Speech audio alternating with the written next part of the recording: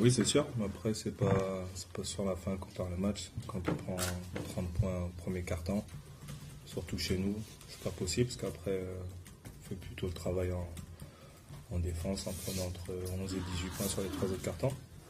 Donc, si on peut avoir des regrets, c'est vraiment sur ça. De perdre de 13 points à la mi-temps à domicile, c'est dur, surtout contre une équipe offensive comme Pau.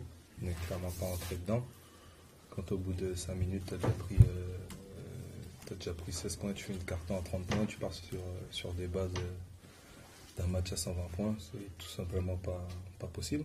Donc à nous de rectifier le tir, modifier la façon dont on rentre dans les matchs et faire le nécessaire pour que ça arrive plus, du moins que ça arrive le moins possible, parce qu'après le reste du match on est plutôt dedans, on a encore un petit trou, dans le troisième quart.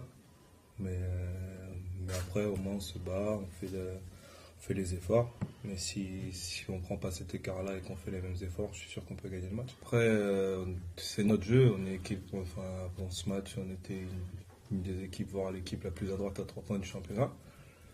Donc on sait que l'adresse est un paramètre aléatoire. Si on en met 3, 4 de plus, on gagne le match et ça change complètement le match. Donc voilà, après on ne va pas renier ce qu'on est depuis le début de la saison.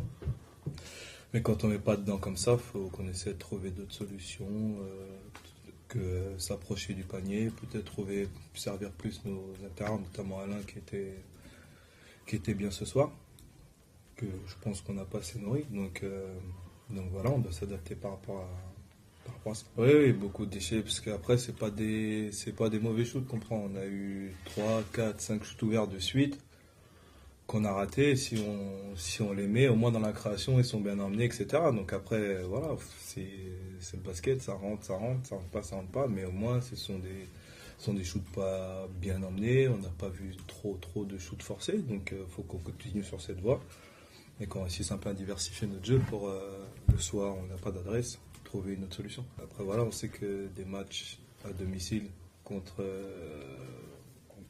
des adversaires proches. C'est pas l'Asvel, c'est pas Strasbourg. Donc on sait que ce sont des matchs importants, qui plus est à domicile. Si on gagnait, on revenait à égalité avec eux.